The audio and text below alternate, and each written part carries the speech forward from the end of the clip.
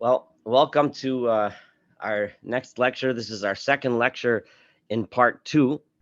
And last time we did an introduction to part two of the Moreh Nevuchim. And in the introduction, the Rambam laid out the 25 slash maybe 26 principles of Aristotelian physics. Now, I want to emphasize now that, and I mentioned this last time, that so far, what Rambam is doing here is laying out really the summarizing the basic scientific principles of the day. It's as if you sat down to a physics class in college. He didn't teach any Torah, any spiritual knowledge. He's teaching what he understood to be science, right?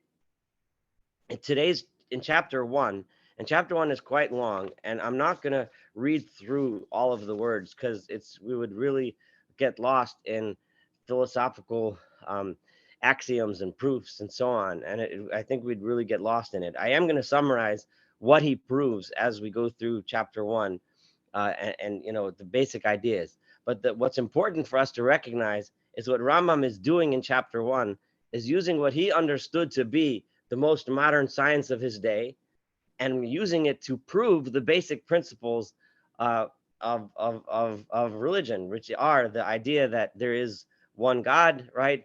That he's one, the unity of God as number one, and number two, the idea that the world is created, and that it had a starting point, and that he's not corporeal, that he doesn't have a body.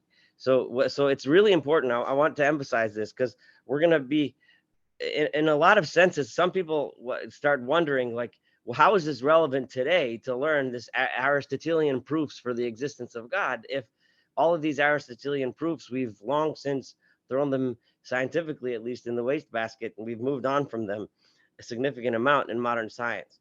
Well, it's a very good question. However, I would like to posit that that is the way Rambam takes the science of his day and applies it, and reconciles it with the Torah, which is the purpose of this book, is extremely instructive today when we take modern science and try to reconcile it with the Torah. And that's why it's important. So even though some of these ideas have long since we've moved on from them scientifically and philosophically, but seeing how the Rambam applies these ideas and reconciles it with the Torah is really beautiful, spectacular, and extremely relevant. So we'll get a little bit lost in these Aristotelian things, but as we move on through this second book, right, we'll start to see how the Rambam understood this conflict, or this potential conflict, and how to resolve the potential conflict between Torah and science. In a sense, Rambam had it a little easier than us because he can use the science of his day to prove the existence of God, which is what Aristotle himself did as well, with some significant differences, which we're going to emphasize. So in chapter one.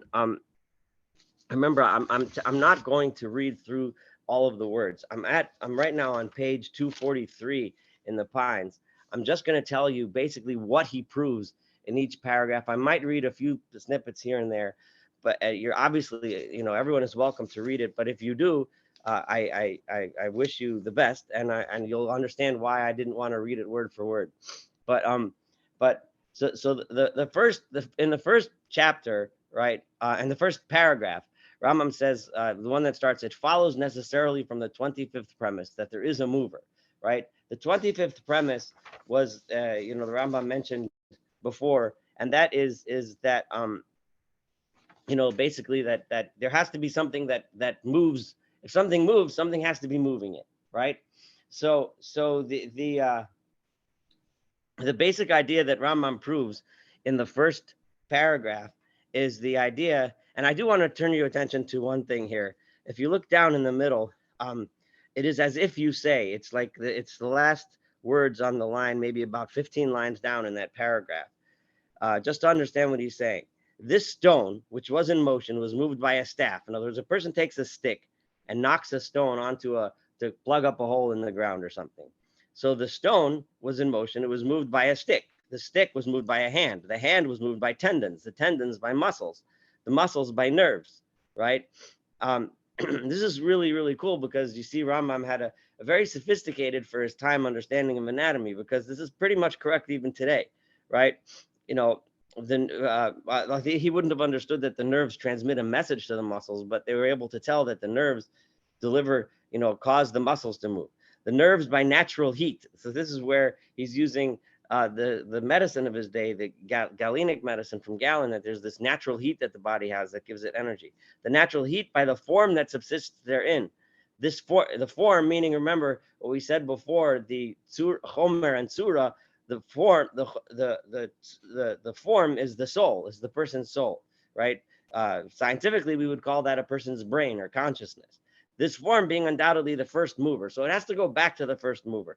Now, obviously, you and I, and what makes the mover move, right? It could be an opinion, meaning I think to myself, well, hey, that stone it would be better off if that stone was over there. Or, hey, that stone is in my way. People are going to trip over it. I'm going to move it away, right? So, so if you keep going back, you eventually you can say, so, well, what causes that to move and what that to move and so on and so forth.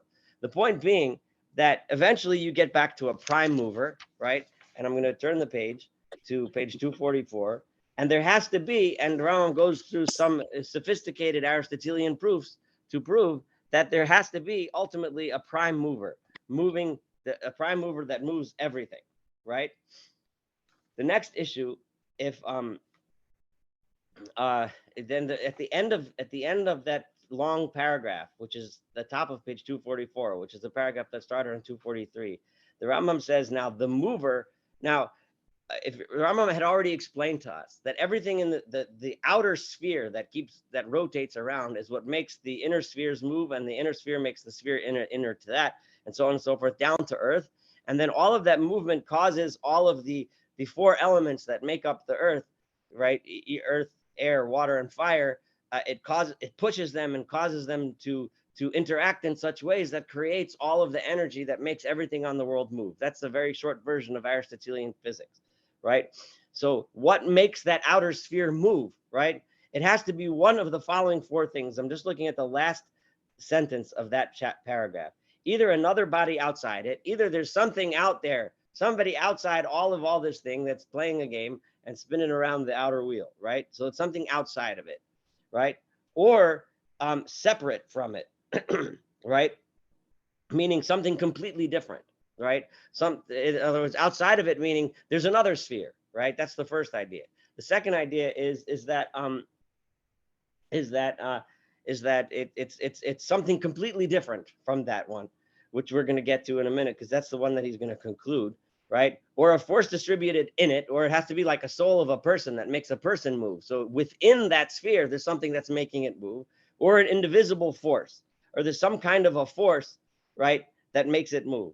And I'm gonna so given those four possibilities, the Rambam basically concludes, right, several things. The idea that it's another sphere, he says in the second paragraph, doesn't make sense. It can't be another sphere, because then there's another sphere and then another sphere. Like, where does it end? It doesn't make sense. So he proves that, right? The third possibility, that it's within it, the Rambam proves, and that's the second paragraph there. It also doesn't make sense, because the sphere is something finite.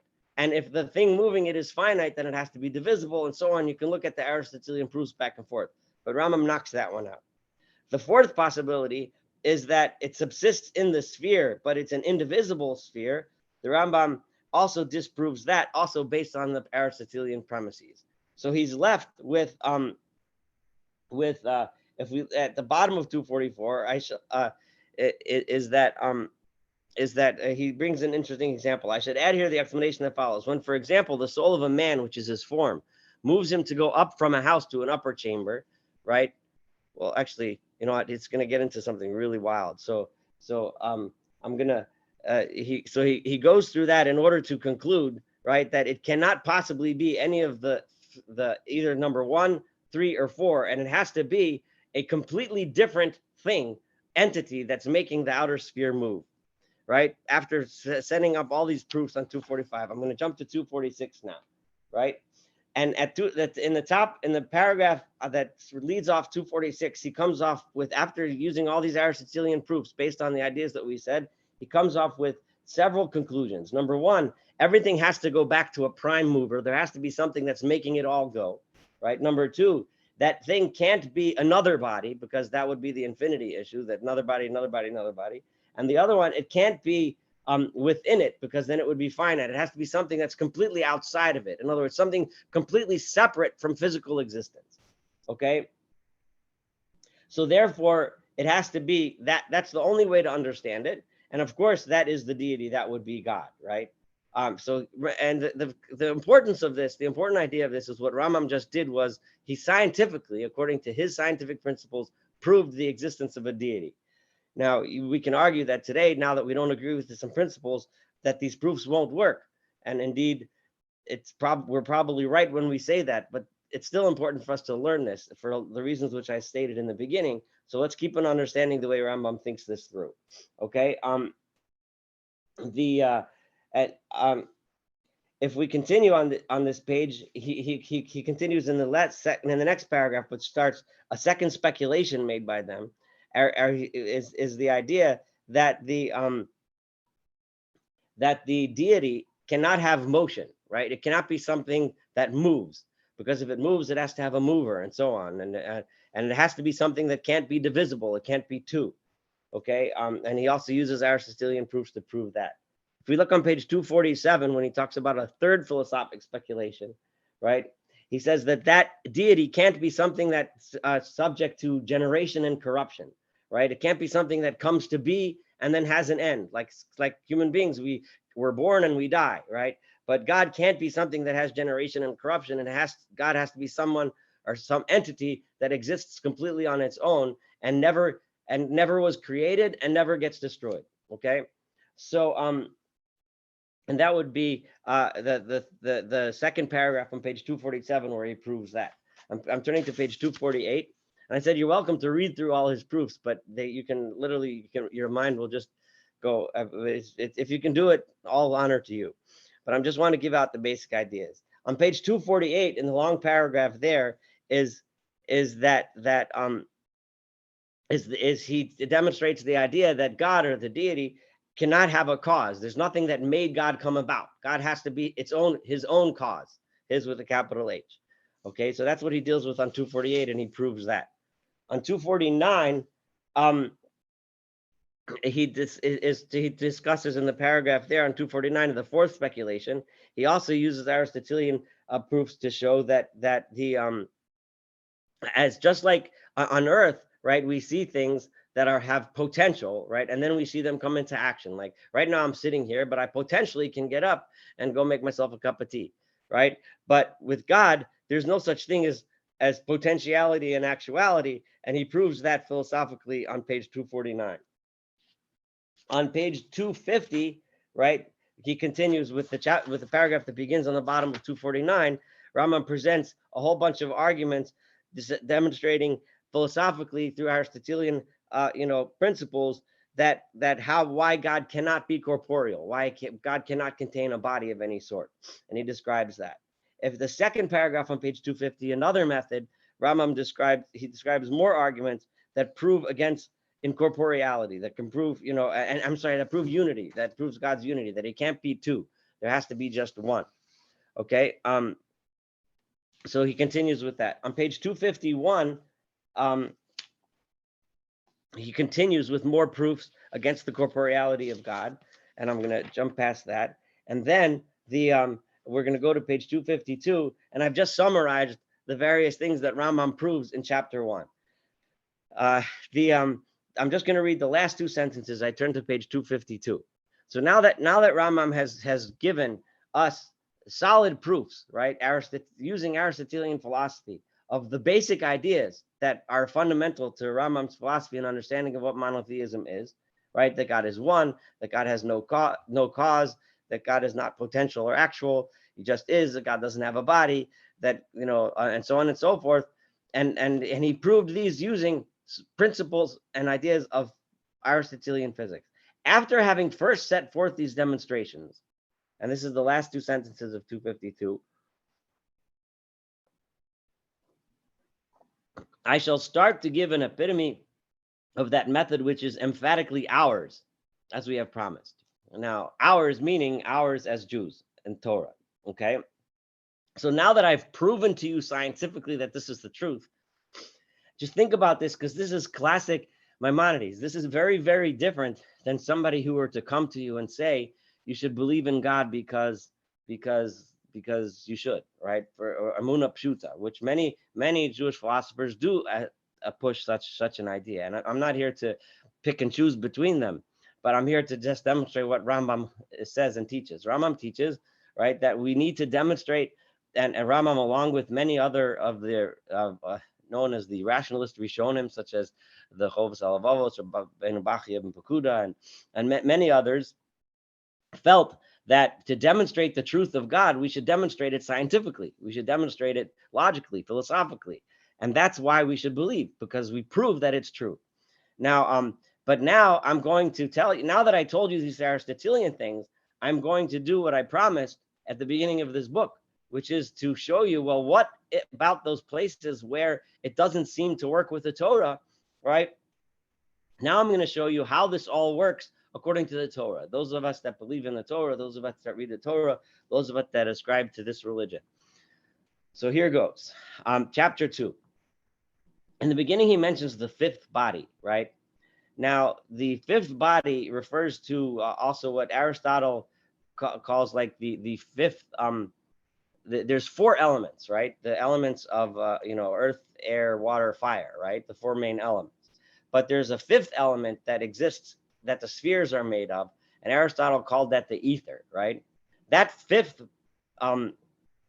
body, which the sphere, that outer sphere is made out of, right, is a different substance, okay? So according to Aristotelian physics, the name ether lasted in science until the turn of the 20th century, before we understood that space was filled with nothingness, right? Before the even concept of nothing existed. But the fifth body is what he discussed in chapter 5, and I'm gonna once we established, right, that and here I'm gonna start. I'm gonna skip the first paragraph, right? Well, actually, let me read through the first paragraph. Okay, the fifth body, namely the sphere, cannot but be either subject to generation and corruption, in which case movement would likewise be subject to generation and corruption. If this, wait, let me skip a little bit, because there's one place where I want to get to in this paragraph. Give me a second. Thus, I want to start from the word thus, which is the first word on the line, somewhere in the middle of the first paragraph in chapter 2. Thus it has become clear to you that the existence of the deity may be exalted, who is the necessary of existence, right? In other words, he has to exist, because I just demonstrated, that has no cause, right? Nothing made him exist. And in his existence, in respect to his essence, there is no possibility, right? In other words, it's an absolute necessity. Is proved by cogent and certain demonstrations. In other words, now that I proved it scientifically, and you can't knock me down, regardless of whether the world has come into being in time after having been non-existent. And I haven't yet dealt with the essential difference between me and Aristotle. The line that draws where's the difference lie between me as a Jew who reads the Torah and Aristotle, who came up with the same conclusions? That difference lies primarily in, was there a creator, right? Was there a moment of creation, or was this always how it's been, and will this always be the way it will be? So Rambam is necessarily telling us that in this first chapter, I didn't prove to you that there has to be a creator, right? I just proved to you, right? In other words, that the world had to have been created in time. So regardless of whether or not you're going to agree with Aristotle, right? Whether it has not come into being time after having been non-existent, or if you agree with me that there has been a creation of ex nihilo, yesh me'ayin, right? Similarly, demonstrations prove that he is one and not a body, as we have set forth before. For the demonstration that he is one and not a body is valid, regardless of whether the world has come into being in time after having been non-existent or not, as we have made clear, right? And when refuting the belief in his corporeality and so on. Now I think it fit, and I'm starting the bottom paragraph on page 252, that I should complete the exposition of the opinions of the philosophers, that I should explain their proofs concerning the existence of separate intellects. Now this is crucial. And so pay attention to this, because this is going to help us understand so much about how the Rambam looks at the world. And that is that Aristotle understood that these spheres that are moving around, they contain within them what Aristotle calls a separate intellect. Okay. And that I should explain the concordance of this opinion with the foundations of our law, with the foundations of the Torah. I refer to what the law teaches concerning the existence of angels. Okay. Now, Rambam is trying to say over here something that's really, really, really important. Rambam understands that angels are a scientific phenomenon. They're not a supernatural being, but they're built into the laws of the physics of the world that we live in. And what angels are, and I accordingly shall complete this purpose. After that, I shall go back, and I promise I'm going to get into that a little deeper in a second. As I have promised, to arguing with a view to proving that the world has come into existence in time. And then I'm going to demonstrate that why I believe that I'm right and Aristotle is wrong, that the world came into existence at a particular time. For our strongest proofs for this are valid and can be made clear only after one knows that separate intellects exist, and after one knows how proofs for their existence may be adduced. So the Rambam says there's another Aristotelian idea that's important. Now, nowadays, you and I discuss motion and movement of objects in terms of forces, right? Where we talk about the electromagnetic force, the gravitational force. We talk about forces. We talk about, right, forces within nature. Aristotle understood that when things move, there must be something moving them. And just like when a human being decides, I'm going to walk from here to there, there's a soul within that human being that decides, I'm going to walk from here to there, right? So too, there's intellects.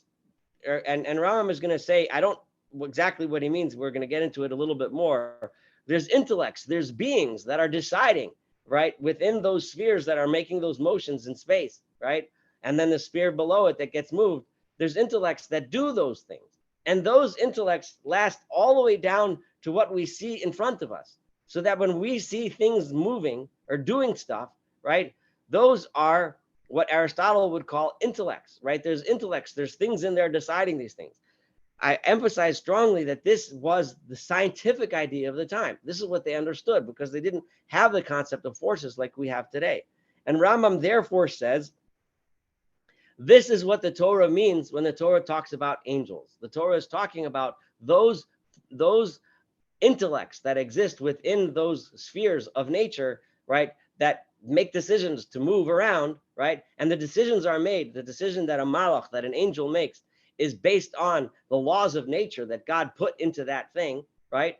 So, and that's why we'll see as we go through, Rambam understands that a malach, an angel, can't do something that he wasn't, so to speak, commanded by God. But the way the Rambam sees that is that he was commanded by God, because that's how God set the laws of nature in place. Now, I want you, and I know I'm going to take a big jump now, but I'm going to say this anyway, because I really want you to understand what I mean.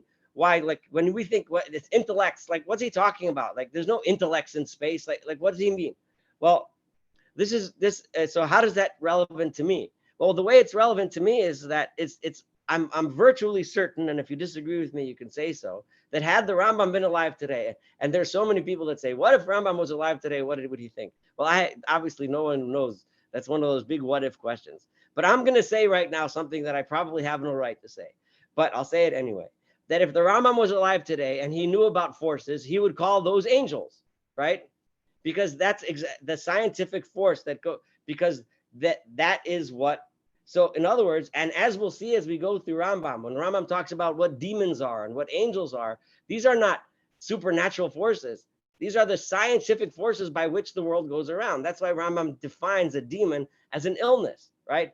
It's simply an angel. It's a force of nature that's having something that we perceive as a negative effect on us. So we call that a demon as opposed to an angel, right? So there's no supernatural, beings with wings flying around that are white and beautiful, and those are angels, and ugly black ones with horns on their head that are demons, right? But the forces of nature that we see around us are what angels and demons are.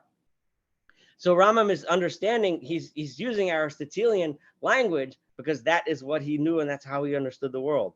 But this is what I mean by an example of how this is so relevant to us today.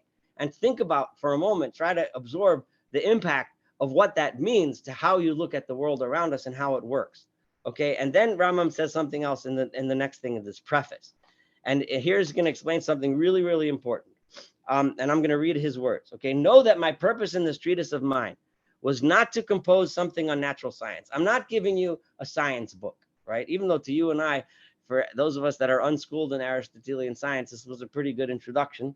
And he's kind of humble because he did, in those 26 principles, he did something that even the Aristotelian scholars say no one else did, melt it down into such finite and easy to understand terms. But nonetheless, I'm not writing a science book, or to make an epitome of notions pertaining to the divine science according to some doctrines. I'm also not telling you all about the science of God, or to demonstrate what has been demonstrated in them. Nor was my purpose in this treatise to give a summary and description of the disposition of the spheres, or to make known their number, how many spheres there are, and what each one does, and so on. For the books composed concerning these matters are adequate. There's plenty of books in the library. If you want to read about physics, go to the library, and you're welcome to read them. And nowadays, you can go online and you can read all you want to about Aristotle if you want.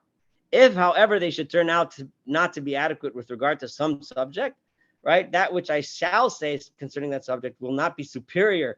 In other words, and Rambam in his humility says, and if I do try to explain something that might be difficult to understand, I'm not necessarily a better scientist than the other Aristotelians you can read, right? I might not be, don't think that I'm an authority on this Aristotle so that if I say something different than someone else, that I'm somehow better than they are, right? However, my purpose in this treatise, and this is crucial to understanding why we've been sitting this last year and a half studying this book together and why Rambam wrote this book. My purpose, as I have informed you in its introduction, is only to elucidate the difficult points of the law, meaning of the Torah, right? And to make manifest the true realities of its hidden meaning. The purpose, what I'm going to do, which the multitude cannot be made to understand because of these matters being too high for it. People often look at the Torah and don't understand them, right? So in other words, the reason why I'm trying to do is when we see something in the Torah that seems to be difficult to understand because it seems to contradict the scientific principles that I have laid out, I'm here to tell you how that works, how you're supposed to learn the Torah and what it really means, right? He just hinted, right, with the angel business, right? When the Torah talks about angels, how does that fit into my scientific knowledge of the world? This is the question that a person could ask you at the Shabbos table this weekend. A skeptic will come to your Shabbos table and say, like, what's this baloney about angels and demons and what is all this stuff? There's no angels. They've done scientific experiments. Nobody can prove their existence. Well, I'm not telling you how to answer it because you can choose which brand of Judaism you like. But if you're a rationalist Maimonidean, or if at least you want to tell the person, well, hey, you can be a Maimonidean and say that, yes, there is no angels and demons. Those forces of science that you're measuring in the lab are angels. Again, let that sink in. Those things you're studying, when you're studying, do a scientific experiment and you determine why this proton does this and electron does that, that's angels. That's what the Rambam just said. And let that sink in, right? I don't know how possibly I can tell you how important this idea is, but at least that's what Maimonidean Judaism is. So keep that in mind because that's what we're learning now. Hence, if you perceive that I speak about the establishment of the existence of the separate intellects and about their number, or about the number of the spheres and the causes of their motions, or investigating the true reality of matter and form, or the notion of divine overflow and about other such notions, you ought not to think, and it ought not occur to you that I intended only to investigate the true reality of that particular philosophical notion. I'm not here to teach you the philosophy, for these notions have been expounded in many books. Again, and the correctness, the idea is to prove Aristotle's ideas right. You go read other books. Don't read my book for that, right? I have something special to offer the world because I'm trying to show you how it works with the Torah, right? For these notions, right, I only intend to mention matters, the understanding of which may elucidate some difficulty in the Torah.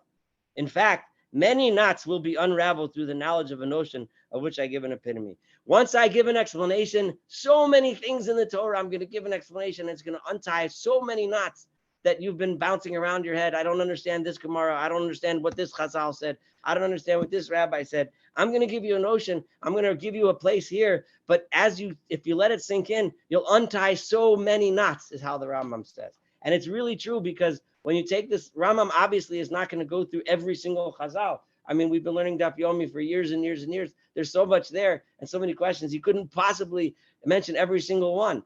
but he's going to mention a principle. And if you take it to mind, you'll see it'll untie this knot and this knot and this knot. And all of a sudden, you'll be able to understand how a Maimonidean will understand all of those chazals.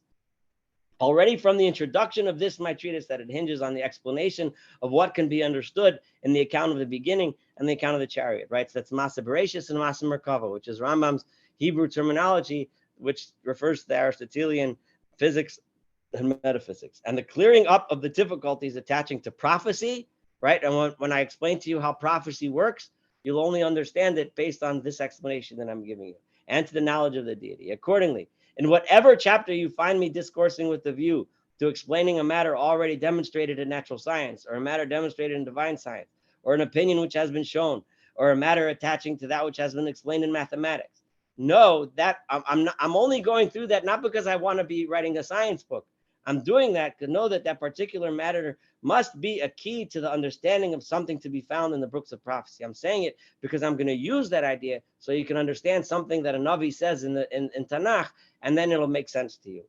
The reason why I mentioned, explained, and elucidated that matter would be found in the knowledge it procures us of the account. Because of this Aristotelian principle that I might mention, I'm mentioning it only because now, when you study Masa Bereshis and when you study Masa Merkava, right, when you study the Torah, in other words, right, you'll be able to use that principle to understand what the Navi Ishayahu or Zechariah or Daniel or whoever it happened to be was trying to really say, at least according to me, Rambam, right?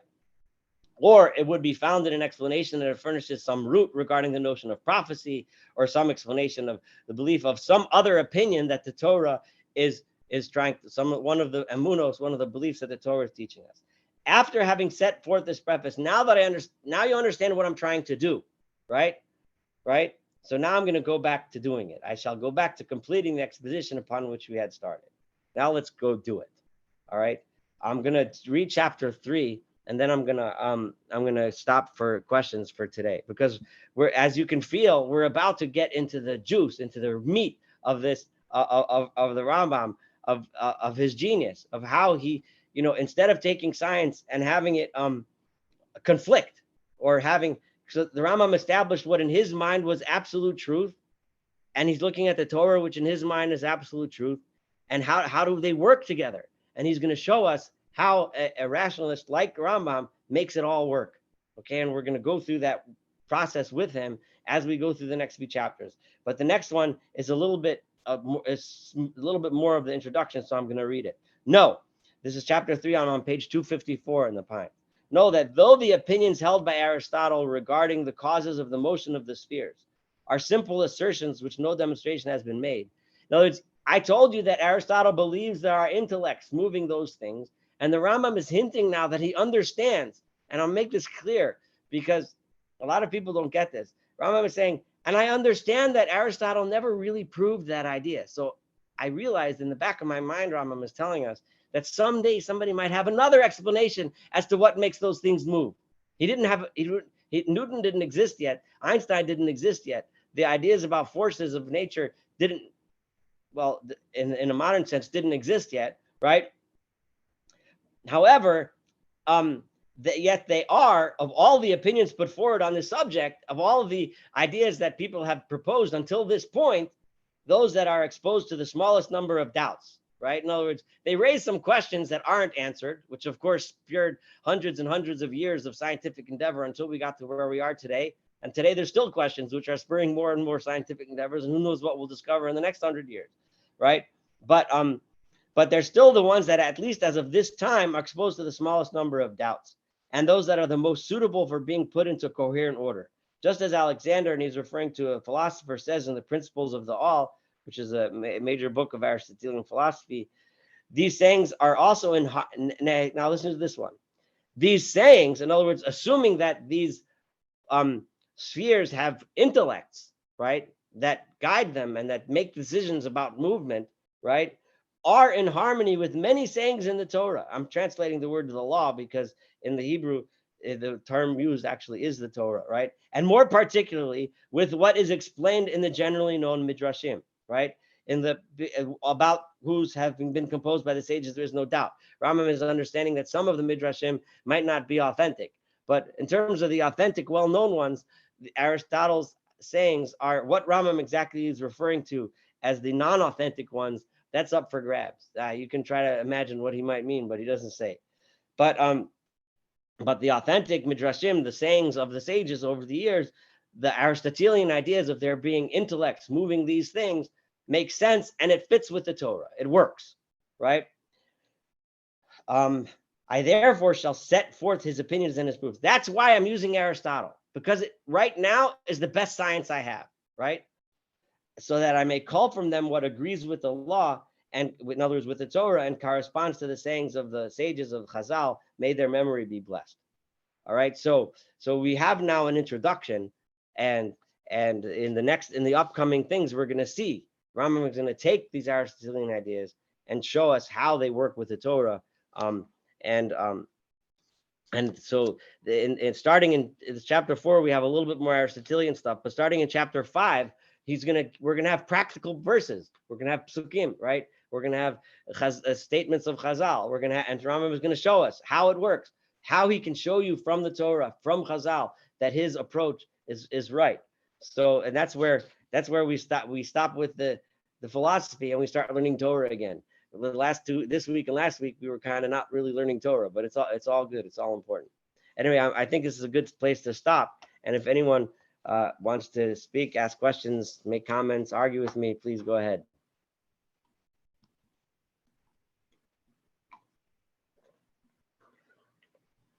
Shkoyach. Thank you. Thank you very much. Thank you for attending.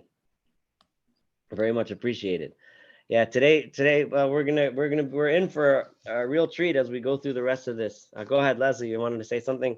I just had a question because I love the idea about the angels and being the forces of nature. But so would he interpret that the angels who visit Abraham, the guests, that they're really just, they weren't angels as most people talk about angels? Well, first of all, Rambam specifically deals with that particular episode in a famous debate with the other commentaries. The Rambam holds that entire thing was a dream.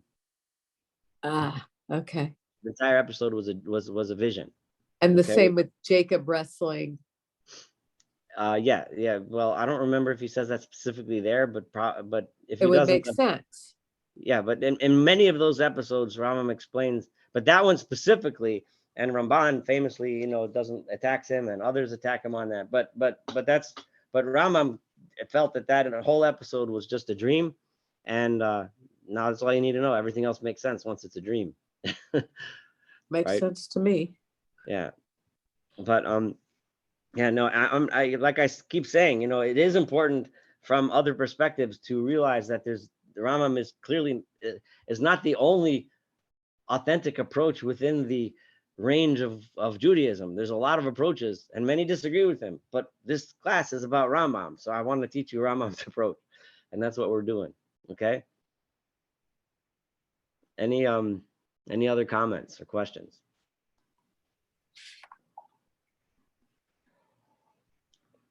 Well, if there aren't, then I'm going to close up shop for this week, and Mir Hashem, next week we'll see it. We'll be here again, and we'll keep on rolling.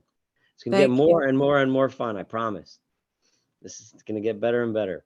Have a wonderful, wonderful week. Bye. Feel better. Thanks.